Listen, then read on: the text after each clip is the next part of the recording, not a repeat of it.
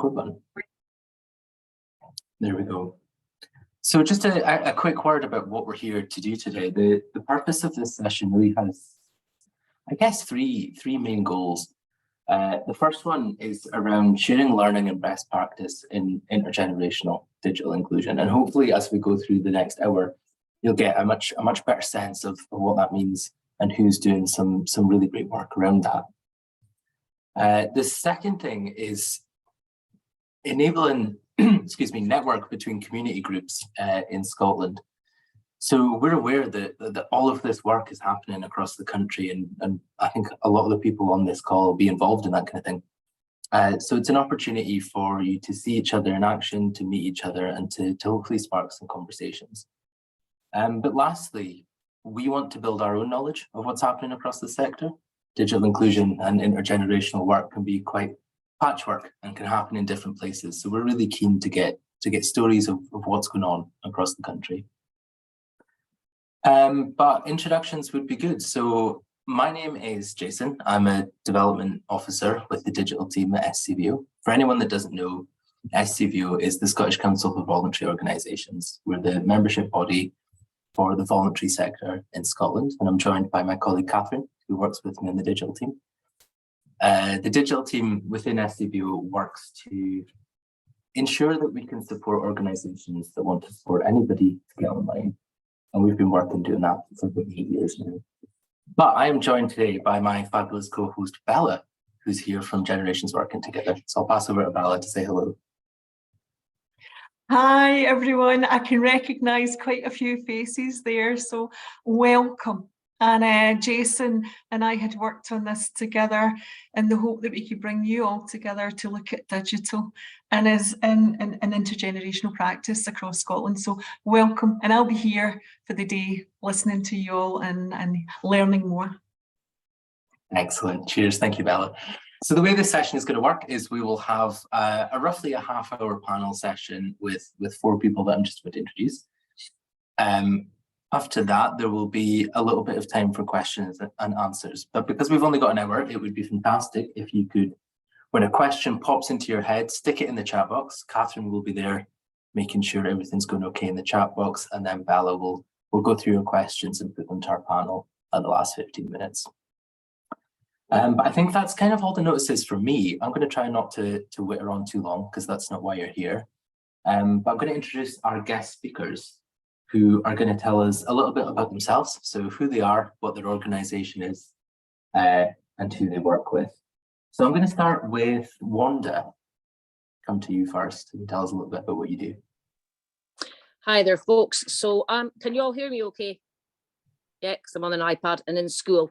I'm Wanda Mackay, and I'm the Youth Development Officer for the Black Isle. I work for High Life Highland, and I work with young people primarily aged 12 to 25. We started intergenerational work just coming up 13 years this month. And so that really does mean that we're working with early years right to the older age. And on my right-hand side, who's with me here today, I also have a member of our staff, Fraser Thompson, as well.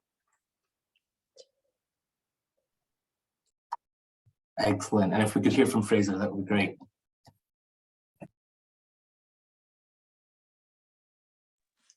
Hi there, folks. I'm Fraser Thompson, and I work with Wanda up in Highland.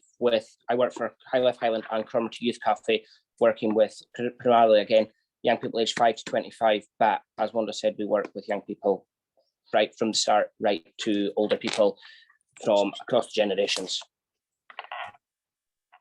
Perfect. Thank you for that, Fraser. I'm going to go over to our third panelist, Cassie. Good afternoon, everyone. I'm Cassie Forbes. I'm the Chief Exec at Rural Connections for Life. We work with about 1,000 old adults in Renfrewshire, and we started an intergenerational project over the last 12 months around digital, and we're looking to expand on that as well. Amazing. Thank you, Cassie. And last but certainly not least, Helen.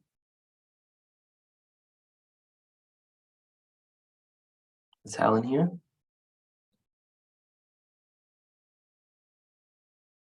I think we might have lost Helen, but that's okay. She'll join us in a bit. Brilliant. So that's our panelists from different parts across the country doing different things with different groups of people, but all kind of brought together around this idea of intergenerational digital inclusion work. So let's kick off with the first question. I want to get into a little bit of understanding about how this work comes about and what it's like to develop and begin this work. So I think my first question, and I'm going to start with Cassie on this one. How was it that you recognized a need for digital inclusion support, and what made you want to take that intergenerational approach?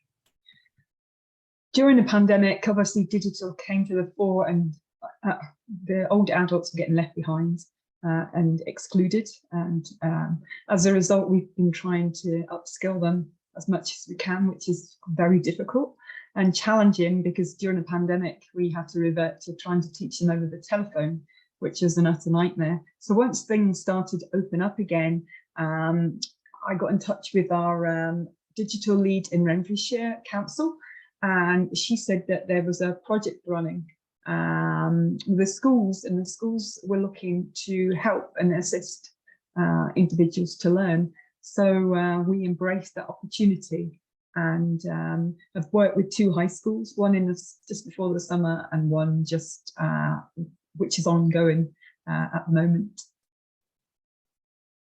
Amazing, that's brilliant. And Wanda, same question to you, I guess. Where did that need come from? Did you think? How did you recognise that? So for us, I mean, I mentioned the fact that we've been doing intergenerational work for just over 12 years now. It came from a need from the relationships that we built upon within our community. We started to recognise there was a need to get our older people. I'm really sorry, there's a tannoy in our school, and I'm in a school. We'll just have to wait a minute. At lunchtime, there's a drop in room 14. If it's a digital, interested, feel like I'm there with you. So if you're interested in anything to do with the healthcare profession, please go to the drop in room 14. Thank you. Sorry about that, folks, but we're based in school, and it does pay us dividends because it means that we have access to young people to do all of our intergenerational work. So we recognised there was a need to get older people, you know, to get them so they could access digital items. So we set up a course. We had that relationship with them, and we worked with our younger people to consult with older people to find out what they wanted to, you know, whether it was setting up emails, whether it was learning, iPads, laptops in those days, cameras, whatever the need was. And we worked with young people to draw up a programme. Sorry, it's unusual to have 2, but 2 in one day. That was the way. If anyone to pick that up, could you please bring it to reception? And if anyone sees that, it is to come to reception before we have to start checking through the CCTV. So if you can return that, please. This is what we call an immersive experience. Really sorry, guys. So yeah, so the young people drew up a programme very much tailored to the needs of our older people, you know. And I'll be honest, in the early days, we set up a programme that was going to be for 6 weeks, and here we are 12 years later. It started on in November 12 years ago, and it's very tailored to the needs of the old people that come. Obviously, you're building relationships and having dialogue, and you recognise what it is that they want to learn. So that's what we do. Fraser's beside me, and he does it as well, so maybe he wants to add to that. With the getting to know your techno that we started, then there's a lot of other projects that we've done as well, because some people who came along to techno were lived out of the area, but they were visually impaired. So we had people come from RNIB come in and do a session. We had people come from the bank. So it was tailored to everyone's needs. And an older person nearly was scammed, so we had a net banking session. So yeah, recognizing that need. And Wanda, you mentioned something there about younger people consulting with older people. I wonder if you could tell us a little bit more about that. Yeah, so what we did is we went out into the community to try and get to know older people. We've always done many projects. We do lots of projects where food is a lever, and older people come in and they join us and take part in creative activities, or we do baking and cooking. You know, we have a project that's kind of bake well, cook well, eat well, stay well, live well. And through all of that's a golden thread through many of our projects. We engage younger people and older people, and that gives them the opportunity to go to older people's doors, knock on the door. Through COVID, it was a doorstep delivery, or do things online and ask them what they wanted to do. So actually asking people to come in, although the classes get to know your techno, a lot of people come just because you're there. It's building the relationship, a cup of tea and a biscuit or a home baking, and you're going to get the people there. So for us, it was having that dialogue to start to build that relationship. That's certainly what has enabled us, definitely. And doing it in our community library within the school means that you have an area there where it was free.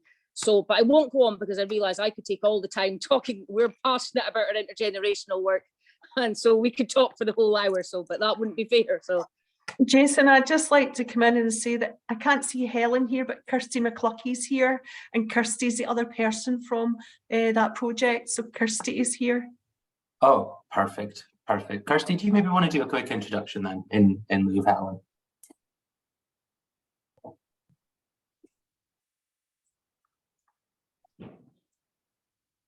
Starting to feel like they don't want to talk to us now. Meanwhile, I'm gonna ask the same question to Cassie, actually, in terms of any kind of consultation work in similar to the way that Wanda's talked about. Is that something that you've had in Roar? Well, we, as I say, started in June with one of the high schools, and we got about 6 aged 13 to 14-year-olds S3 students into our community hub in Johnston. And we had a session with about 7 service users, older adults, predominantly 75, 80 years of age.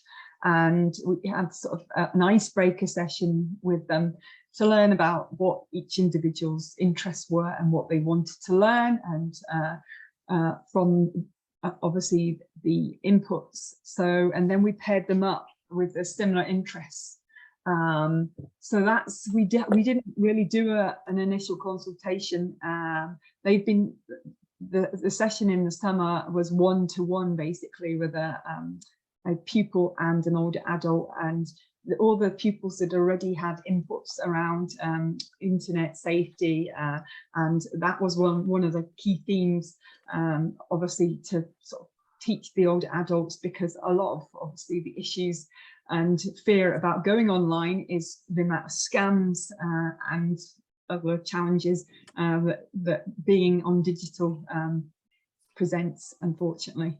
I'm a former police officer, so I'm well aware it's a massive issue, and one scam after another, it's every day we're seeing them. So that was a real thing we really wanted to concentrate on more than anything. And then they get to do other things that they really wanted to learn. So the program wasn't tight in terms of each individual wanted to benefit in one way or another, but it wasn't too prescriptive, other than internet, really into cyber crime, internet safety. It's something that we definitely see across everywhere, is that fear of the privacy and safety, which is definitely a reasonable reason, I guess, not to be online. What we also kind of know about digital inclusion work anyway, and occasionally intergenerational work, is the resource requirement there. And I'm wondering, Wanda, I'll maybe go back to you, just in terms of thinking about when you started this work, when you kicked it off, what were the key resources and how did you get them? So to be honest, I think people think of a project, and we'll explain our project of it being 6 weeks, 12 to 12 years, and people think, wow, how did you ever plan that? We didn't. We planned it as we went along, because the need often changed. COVID, for example, through barriers. Thank the Lord we had all of our older people on Facebook in ways that we could connect to them, and we could do phone calls. No, nothing was a barrier for us, and that was the same in the beginning. It wasn't about having money. We were in a school, we had younger people. We were in the community, older people know us. We have a bit of trust there. The library is free. They want footfall. They want people in there. There's no cost at that. Community library within a school, you don't need PVGs. You can get the young people out of school, get them out of subject times. Get them, if you're getting young people possibly that are maybe disengaged from school, or people that don't have a completely full timetable. So I can get from 1st to 6th years, either referred to myself, or people that we want to take part, they'll get their Salter hours for their volunteering, they'll get taking part in a range of awards. Throughout our course, we recognised that an older lady had dementia. We're now a dementia-friendly school and community. Every year, our young people are trained in Dementia Friends. We do it with our older people. So we learned as we went along, Jason. We didn't have this long-term plan. However, we've built relationships, and one of the ladies that we had that was in the first 6 weeks project, who has dementia, it still comes to Techno every week. We love that fact. It wasn't about having huge amounts of money. Yes, now we put in the cooking and the baking and the young people, and we shared these memories. We've done reflection benches, we've got trikes, we've got a huge rowing club. We have got lots and lots going. We connect our youth to our older people in our community. But that wasn't what we thought at the beginning. We thought teach them laptops in those days and mobile phones, keep them safe. But it was about that once you've got that relationship of them coming in and I want that particular young person, they start, you know, and then young people and the community start to see the benefit to our older people, but the good name of our younger people, and even our most colourful characters have got something good to give, and you connect them. They want to help other people, but they're helping themselves as well. So for us, I guess it's about having the enthusiasm. That's the one thing you want. You want people to be there that care and passionate about what they're doing, and they'll make a difference. Things that we didn't know, we got people that were visually impaired. Can you work with us? I'm like, bring them along. I've not got a clue. I'll get in touch with RNIB. They taught us how to use apps that they could talk to them. In fact, one of our people won an iPad. So I'm not shy. If I don't have the skill set, I'll go out there and I'll find it. I'll get someone in. Someone was scammed. We got the bank in. We've had all sorts of people. Like I say, Alzheimer's Scotland come in each year. So there's lots of partners, NHS. We've had accessibility, we've done a disability project. I could go on, Jason. So that's fantastic. So yeah, it's really about recognizing that pool of resources that you have at your fingertips, your younger people that are willing and passionate and engaged, your own kind of engagement and passion with that. That's brilliant. And what about you, Cassie? Because it's maybe a slightly different look from where you're sitting. What are the resources and where did they come from? Well, we've just basically now started a project in Paisley Grammar School, and it's basically called a digital cafe. So there's 10 older adults going into the school this time, and the pupils aren't coming to us, and they have the resources within the school to assist. So they're providing Chromebooks for them to learn on their digital skills. So we've just done 3 weeks now, so we're going to continue right through to Christmas, and the feedback so far has been fantastic. Again, they're working in pairs with an older adult and teaching that individual again what that individual really wants to learn, because everyone comes to us has different priorities, why they want to learn digital. One may be banking, one may be to keep in touch with their relatives abroad or in England or down the road even, but everyone has a different requirement, and it's to obviously we work towards the needs of that individual adult, and the students have the skill set to obviously explain it, and they also obviously glean so much from working with an older person, learning about their life, and it's been fantastic to see that evolve over the last few weeks and months. Definitely. There's a few questions in Q&A, but we'll do them at the end, and just letting people know that the questions will be answered at the end. I spot one that just came up there, Bella, and I might ask it now, just because I was thinking the same thing, and this is for both Cassie and Wanda and Fraser as well. In terms of the young people and thinking about the resources that go into this kind of work, what training, if any, is available for these young digital champions? I'll say first, then I'll let Fraser. Sorry, I just wanted to clarify that sometimes it's you know, there's digital training and there's intergenerational practice training as well. So either or both.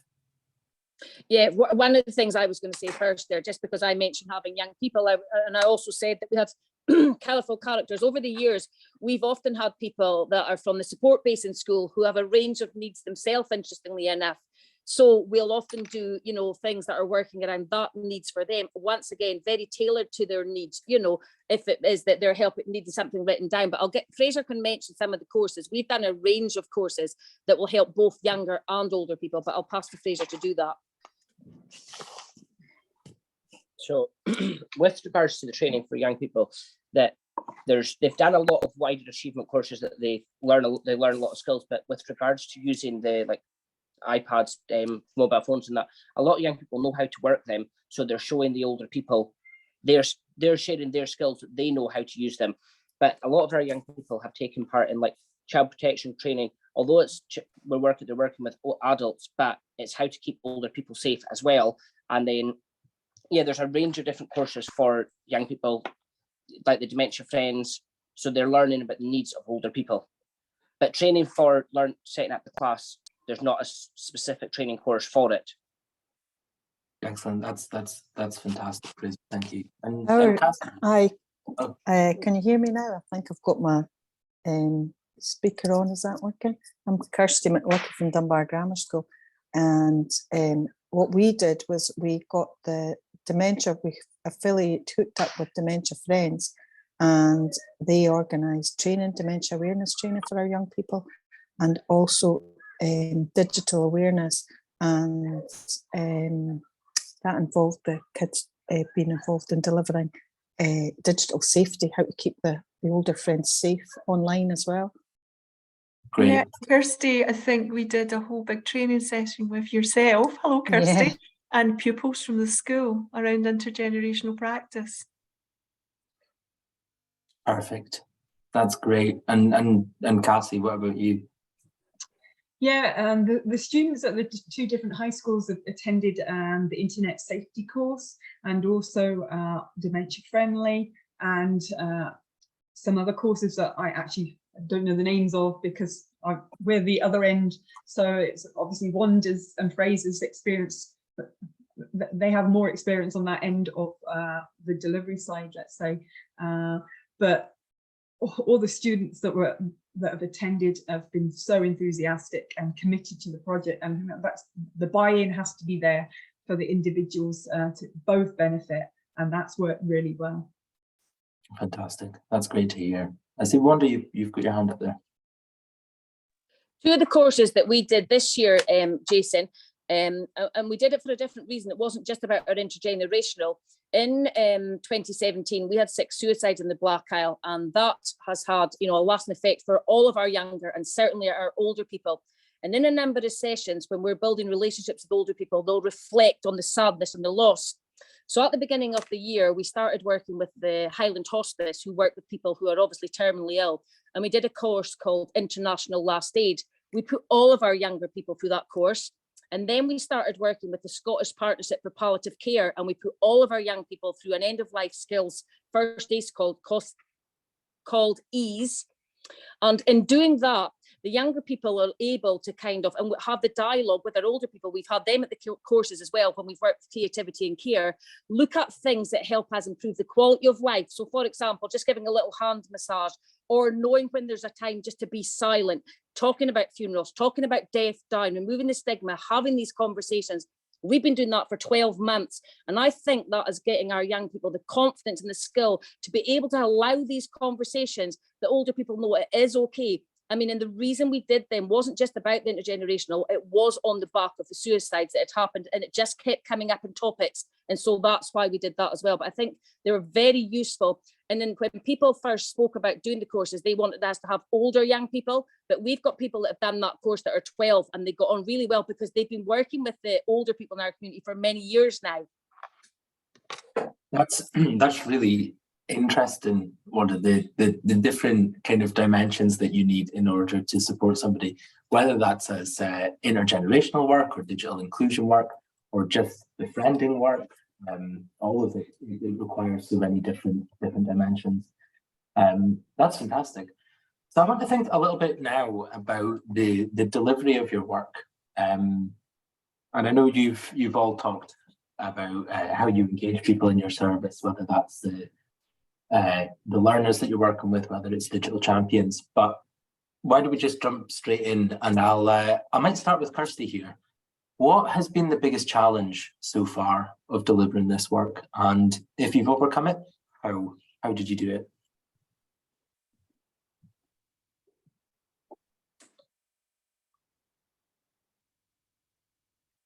Are we having tech problems? I'm going to chuck that question over to Cassie for now.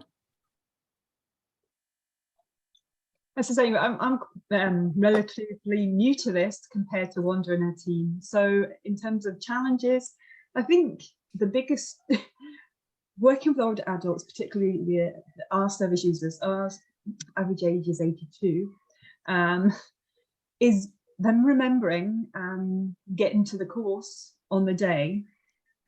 So we basically phone them the day before and remind them they have their class the next day. Otherwise, some people forget, and we don't want them to miss out. So that's been the biggest challenge. Everything else has been really easy. Getting people to buy it, everything else has been easy. But getting people to the class at the right time on the right day, particularly when you're dealing with the older adults, is a challenge. Yeah, definitely. There's a big importance around the person-centered approach there, quite literally. Kirsty, did you want to come in there? Yeah, sorry, I'm having problems No, because don't I'm worry. having to do the meeting on the phone. We're in the school, we haven't got access to Zoom, and it's not came through from IT before the meeting started, so we're having to do it on my phone. So sorry for the delays, not coming across very, That's okay. Don't able worry. with my digital skills. But our initial barrier was a lot of people were still worried and scared about the whole getting together. However, I found that the older people were more up for it, and so were the young ones. Our children knew each other already through another intergenerational project that we have, which is Dinner at DGS. So they already established relationships and friendships. So we made a point of pairing them up with their friends. So it worked out really well. And we started off with 8. We had 10 initially, and 2 fell by the wayside through Hill Health, etc. But however, they've rejoined the group later on. So each young person had their own digital buddy. So the barriers initially were, where can we have it? Who's going to let us in? So we worked together with the community centre, Connected Communities, Helen, who's also having problems, I think, getting logged in because we're in East Lothian Council are blocking Zoom. Once we found out where we could do it, we had our first few meetings in the school, but on the in-service days and days that there was during the holidays when there was nobody in. However, it was deemed safer to do it in the community centre where it was quieter and there wasn't as much thoroughfare there, so less risk for our older friends. However, the engagement with the 2 has worked out really well, and we still meet every Monday down at the Bleaching Fields Community Centre every Monday evening after school. Great, fantastic. Thanks, Kirsty. I'll pass it over to Wanda as well. Greatest challenge, but I'll also ask on the back of that, what has been your best story or outcome from this work? So, I mean, the challenge or the barriers for us, COVID obviously threw a barrier, but nothing for us is ever going to be a barrier. It's a hurdle, so we overcame it. We set up a virtual youth work class. We connected with our old people that way. In fact, we had some people connect that weren't even from our community. They heard about our virtual class and we got them in there. Our virtual youth work class has 322 young people. I'll get that in there. It's probably the biggest in the country. People are in there because they want to be in there. There's lots of fun, lots of different activities. We had some older people, a lady that we had met online, paraplegic, who was paralysed from the neck down. And we were able to have dialogue with her. And she told us exciting stories. She'd been at the skate park and she had been there just before COVID and she'd fell out of her wheelchair, causing herself no damage. So some of the young people came online and they're sort of making assumptions and then they get to know people. So that causes a bit of a barrier. So most of our older people we had got on Facebook. So what we would do is we would get in touch with them. We would find out what song they'd want that week. We had a young lad that would play the pipes. We would do videos. We started doing doorstop drops. We couldn't get them to us, so we went to their doors, and they'd love nothing better than a young person running with a mask to their door and dropping something, whether that was food or a wellbeing bag or baking. Then when we could get them outside before we could get into community halls, we did outside in a tent. We did marketing, singing, signing. We did a lunch all outdoors. We did thermometer checks. We did COVID tests. We did everything that we could to get them out. We knew they were lonely, they were isolated, they were missing that activities. I mean, then as things started to open up, we did St Andrews, take away 50 older people getting care in our community. We made afternoon teas and we made key rings. What's the best things? We've had lots of things. I've seen the difference that you're making to any younger person or older person, that you are making a difference for your life and for their life. And when we came back after not doing techno in the school, for how long, Fraser? 18 months. For 18 months. The older people that came that very day, you would think they won the lottery. You had to be there to feel that. That was amazing. So yeah, we've won lots of awards. We had an HMI inspection with highly effective practice, but the awards are not the important things. They're the relationships and the smiles and just knowing you're making a difference. That's why we do it. That's great. I wonder if Fraser has any different reflections on that. So as I said, it's definitely the younger people and the older people and the relationships that they have. And like one of the weeks recently, when it's a new set group of young people that are working with the older people, and just the crack that they were having, and you could hear them laughing. And one of the old ladies who's got dementia, she was speaking to one of the young ones, and they was just, she couldn't believe what she'd done and like her life. And they're learning stories from older and younger people's lives. That's amazing. That's brilliant. That's so good to hear. And back over to Cassie. What about you? What's the best outcome you think you've seen? Again, the difference it makes to each individual who takes part in a project, the pupils and the older adults, they learn and take on so much from the interaction, and it's fantastic to watch and develop. You know, the relationships develop over the course of the weeks as well, and the feedback, the positive, it's fantastic feedback from the activity, and very little negative feedback, you know, because we always ask what's good, what's bad, and it's they focus on the positives, and honestly, it's just fantastic. That's brilliant. And is that something you agree with, Kirsty, as well? Is it the difference that you're making? Definitely, because they've formed and sustained relationships, because we've also been doing intergenerational work like Wanda for over 20 years, where the children are part of the community with the old ones, and a lot of our older friends are in the sheltered housing across the road, so there's always positive exchanges going on between them when they see each other in the town. And they actually, when they see each other, they're giving each other a hug. It's like they've got extra grannies. One of the girls said, "Oh, I've not got 2 grannies, I've got about 20 grannies." And she still has a relationship. She's left school, been through uni, had a family, and she's still in touch with one of our older, our older friends. And that's lovely.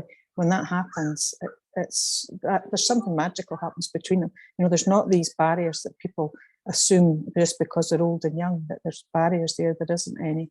They just become friends and they learn from each other. That's brilliant. These are great stories. These are fantastic stories. And I suppose coming towards the end of the panel session, there's a couple of things I want to pick around sustainability. So we know that any work that we do, all of us around this table, can sometimes be short-term, and the funding isn't always there. So I guess my question, and I'm going to jump over to Cassie first for this, I think, is how are you going to sustain this work? What gives it longevity? So sorry, you froze there. Oh, sorry, Cassie. I didn't get your question. That's okay. So how are you going to sustain this work, and what gives it longevity? It's really getting the schools buy-in to the projects. I'm obviously listening to Wanda, and it's magical what you've achieved in all the time you've been running your project. So it's about focusing on getting the school buy-in, and on the back of them seeing how productive and what a difference it makes to the pupils who attend. So we were working with a school in Linwood, so they've come back to us and want to do some more work, so that's starting to get that buy-in. We're currently working with a school in Paisley, we're, as I say, week 3, and already they're seeing the difference. So I think it's going to be a gradual rollout, and getting the schools buy-in to get more involved with older adults and the whole intergenerational side and what can be achieved. I mean, we're just talking about digital today, but there's so much more, as you know, around all the intergenerational work that we want to examine as well. Amazing. And I suppose on the other side of that coin, Kirsty, as the school, is that something you that resonates with you, that buy-in, that point around buy-in? Yeah, absolutely. We've been fully supported with our management team from day one, and our initial engagement with our older friends across the road were because one of them had came in to complain to the head teacher that the children had been throwing the rubbish in their garden. So of course they were all in my class, so I just took them over and got them to tidy it up. And the older lady, they took them in to, to apologise and accept responsibility for what they'd done. And the older ladies had just explained to them that, they spent a lot of time and money paying for the gardener and helping them. And, then offered them a cup of tea. She was like, oh, thanks for that, son. And, and she then made them a cup of tea. And that was a weekly thing from there on. We were engaged with them and set up weekly meetings and were involved in other groups across the community. But it is just, if you've got that buy-in from the senior management, then the world's your oyster, really. And it's so inspirational listening to Wanda. It's just out of this world. It's fantastic what you've actually achieved. And it just gives us, more scope. We realise there's a lot more can be done. We've been involved in the intergenerational work for a long time as well, but it's given us lots of ideas to get involved as well, and a lot more. Great, that's perfect. And I suppose Wanda and Fraser, what about you? What's the trick? So I think, we're really lucky after COVID when we came back. I've always worked in the school. I've done my job for 26 years. So you're kind of well known in our community. We're not in big, huge communities, obviously, on the Black Isle. Once you get into the school, and I've got my own classroom now, because the school can see the benefit to what we're doing. Then you're kind of built, what I'm doing is a whole school approach. So the art department, we put out Christmas hampers, they make the robins. The English department, they wrote lockdown letters, they did me poems. The music department, we do lunches every 6 weeks for our older people. So we do techno on a Wednesday, we do game sessions on a Thursday. On a Thursday afternoon, we have people in the community that get care, or they're just older. So they come in and we do 2 hours of games with our younger people and our older people. And every 6 weeks we do a community lunch. So you buy in all the departments from your school. Every young person taking part is going to get a Salter Award or a Leader Award. We've got 60 courses going at any given time. So there's wider achievement there, lots of recognition. You don't need lots of funding, but there's lots out there if you've got the time to do it. Loneliness and Isolation Fund, we've got £1,000 from them that went to our reflection bench. Seafine give away food that would go to landfill. We get that, we turn it around, it goes into our doorstop bags. Tesco Fair Share do the same. The library want people in there. There's going to be cats all through services. Library want people in, they want the footfall. So that's a place that's not going to cost you any money. So there's lots there. It's just thinking a little bit more creatively and getting that buy-in. And I think when people see the success of what you're doing, we're great at using Facebook page. Bella and the Generations working together. We've done a lot of their courses for many, many years. So there's lots out there.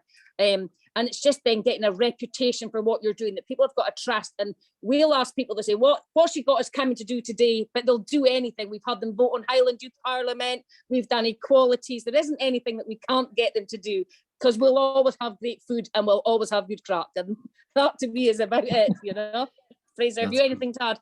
Fraser might tell you something about our volunteering hours and some stuff. So pretty much everything that Wanda said there it's phenomenal, the young people and the older people.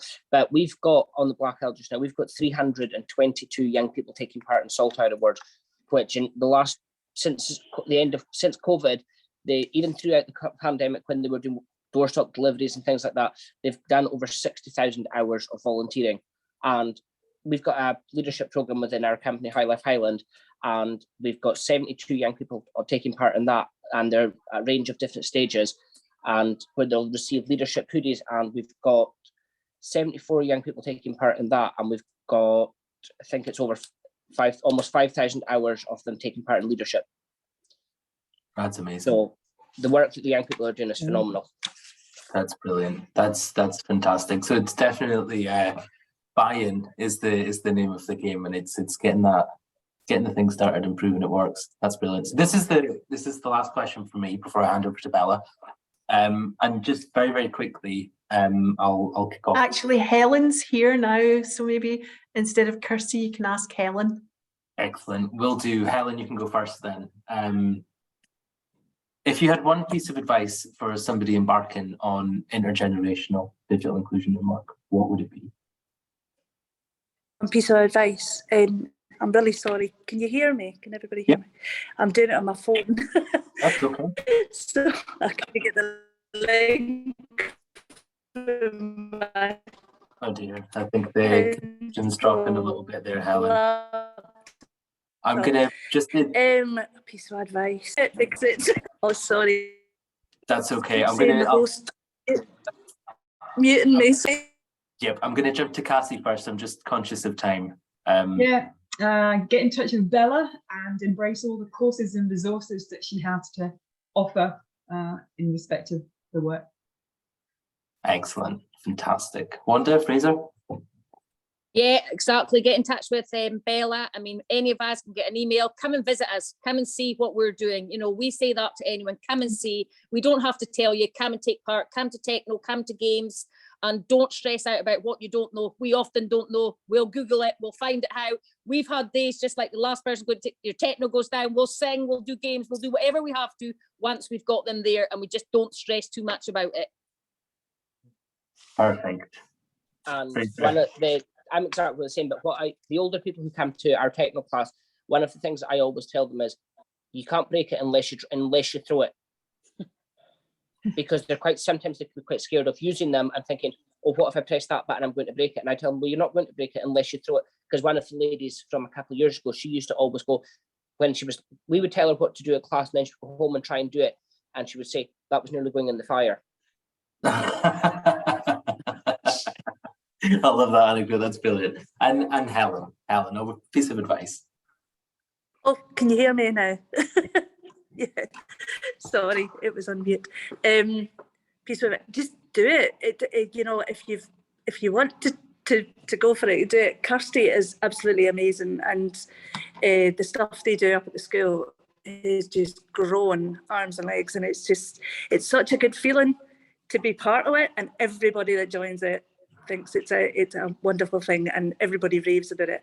But it has to have, I think, the passion behind it, and Kirsty has that, and you can hear it from other people, you know, when they're talking. That the short period that I've been on this, I can hear in people's voices just how passionate they are about doing this stuff, and it just works so well for the young people and for the older friends, you know. It's been so amazing. So go and see some in action. Maybe that would be the advice I would give. Go and visit one, and then it'll just grow from there. Excellent. That's fantastic. That's it for me. I'll pass over to Bella for some Q&A. Okay, so thank you everyone, that was very interesting. Before we go further, I'd just like to say that we will be having a follow-up session in January too, with some training and planning around digital and how we plan a digital project. But yeah, the questions come in from Maggie at Community Connections, who I met with this morning, and what she's asking Wanda is, are the classes just at the school library? Hi Bella, so you probably hear me and I'm in the corridor because we've got a fire alarm going off, so I'm moving through the school now because we have to exit the building. That's 3 things in one day, which I couldn't have planned in, so I didn't hear the question. If you give me 2 seconds, I'm near the front door and I'll come out of the noise. Okay, we'll move. Yeah, okay. She's like superwoman there. Sorry Bella, No. what was it Okay. that you said?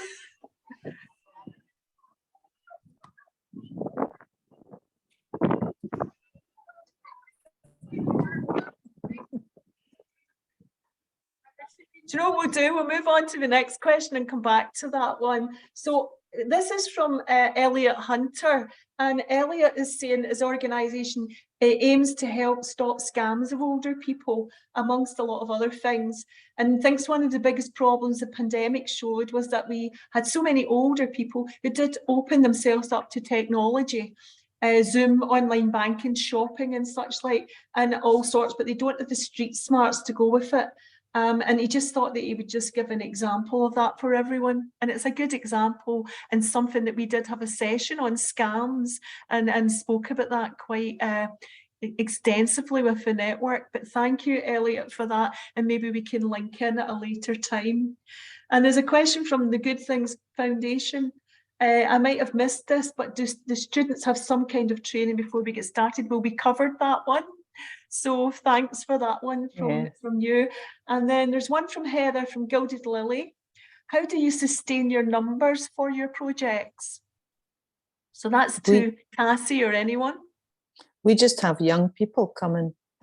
We have, even when the students leave school, we still have the students that have left school coming back in, and they're involved years along the line. But we have new ones, new students coming up through the years, and our volunteers range from age. The youngest one that attends our international dinners is 2, and the oldest one is 92. So it's like a huge range. But the actual student volunteers are, I think the oldest that's left school is 19 at the moment, but we still have older young people coming in and helping out. They bring their family along and help us as well. So it's all ages. So it's really 1st to 6th year we have coming in regularly, and students from the primary school.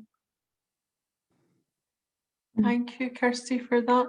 Mary Fleck from our Norfolk Isle carers is asking if anyone has any activities or anything that would encourage some of the younger carers to get involved in a digital project.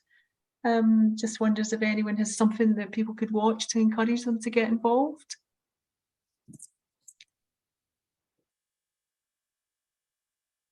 I think probably hooking up with somebody that's run a digital Buddies program before. We could not have got where we are today without Christine Ryder from Outside the Box. She'd done a really successful program in the Borders, and she came and shared all of her skills and knowledge with us and pretty much got us up and running, and also came along to the class to support myself and Helen every week. She was amazing. So that would probably be a good idea. And she's made a lot of videos and things like that, so you could probably access it on Outside the Box. Christine Ryder. And so Wanda, we can ask you your question now. Are your classes just at the school library? And which school are you in? Stuff going on. So the stuff in the academy, that's in the school library. Yeah, that's techno and that's games.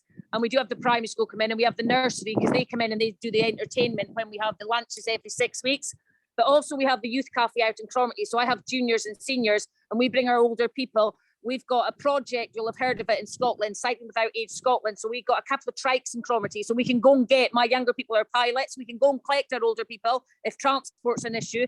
We also work with our local care provider. So they'll take in people, and we take them to the community hall up in the youth cafe. We work with people like Creativity and Care, and we do Cook Well and Bake Well and all sorts together. So no, we're in different places, but school as well, yeah. Thank you for that. And I suppose maybe over to Cassie as well. I mean, anything that you can think. I mean, Cassie, I know that Roar produced a really good document for older people, and it was how to use an iPad. It was an excellent, sort of brochure guide to show people how to do that. Have you got any other thoughts on anything that would attract younger people to get involved?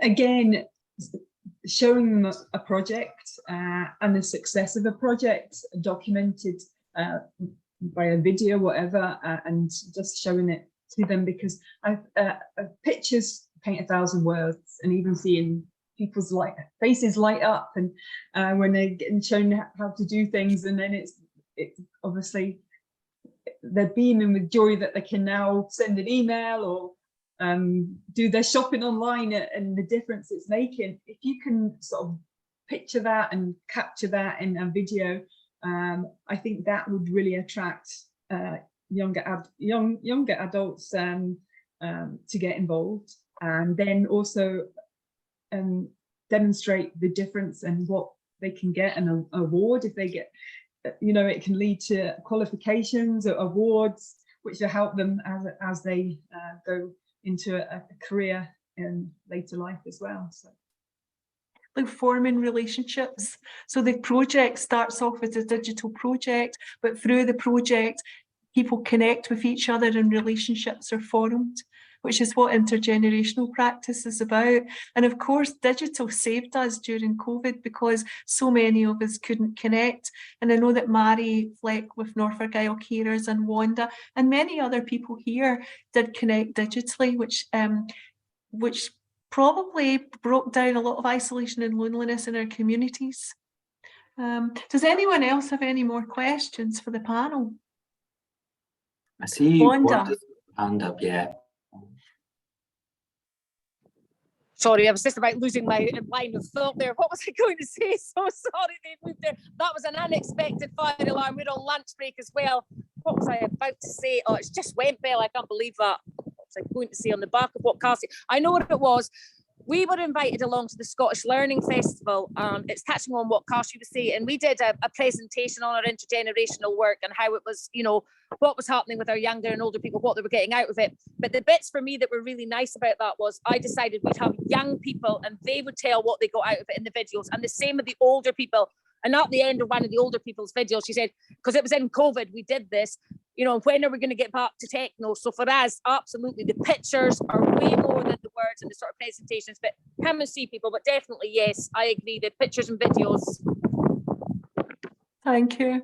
Yeah, and there's some really nice suggestions. I see there that Tom Duffin is talking about, he's got some ideas around using 360 photography and VR headsets that he'd like to use in this IG work. Tom, do you want to come in and just talk about that and what that is? Hi everyone, can you hear me? Yeah. Yes. Hi there, yeah. So I feel a bit of an interloper here. I was just, yeah, I saw a tweet this morning and just followed up and thought it was really interesting because I've got some projects in mind with the work I do with 360 photography and VR environments that I've put together for a few projects now. And I've been thinking it would be a wonderful project to, particularly people who perhaps in care homes that they can't get out really into real life, using the technology that I use to take them to places that they used to visit when they did get out and about. But in addition to that, using, you know, the youngsters as a kind of interface, maybe introducing them to the technology, putting the headsets on people, showing them how to use it. But the benefit for them would be that they would hear the stories from the folk when they visited this VR environment. So I'm just kind of toying with ideas just now. So if anyone thinks that kind of thing would be interesting, I'd be glad to have a conversation. We do some work with the GoAL project, which is the University of Stirling, and they're doing some work around in VR sets and older people and younger people. And I'll send a link to the website. I'll send it to Jason to send out to everyone as well about that, because it's very interesting. There is another question actually from wait till I go all the way back to find it. Okay, so on the amputees charity, Dawn, and you have over 60 clubs and once a month, some of which online so you're doing a lot of online work, and the ages birth to 94. Amputees are often housebound and their operations so digital is a big need. And an issue for people of the older generations. So you're saying that you've had success in Renfrewshire linking with schools and working with AbilityNet, and that's good that you've led us into AbilityNet, which is really excellent. If anyone wants to link in, I'm delighted to chat. I have to say that I just met with Chris from AbilityNet the other day. We do lots of work together, just linking in and letting people know about AbilityNet. But thank you for that. Are there any other questions before we kind of like think about summing up and finishing up for the day? I see there's some things in the chat, but they're not really questions. They're just nice comments to everyone. So what I'd like to say is, yeah, there'll be a follow on from this next year. and it will be about planning, training around digital, and Jason will send out the dates to everyone, but you can contact me direct as well, because it will be on our platform this time with Generations working together. But I can't see any more questions really. Just really nice comments, like young folk are encouraged to join when they hear their pals talking about it and need to give projects time to grow. So yep, I can't think of anything else that anyone, people are just saying thank you. So Wanda, Cassie, Kirsty and Helen, thanks for giving us an overview of some of the work that you're involved in, which is extensive. And there are others here who do some digital work. And I think that there will be more people who may be more interested in it now after hearing you. So I'll hand over to Jason.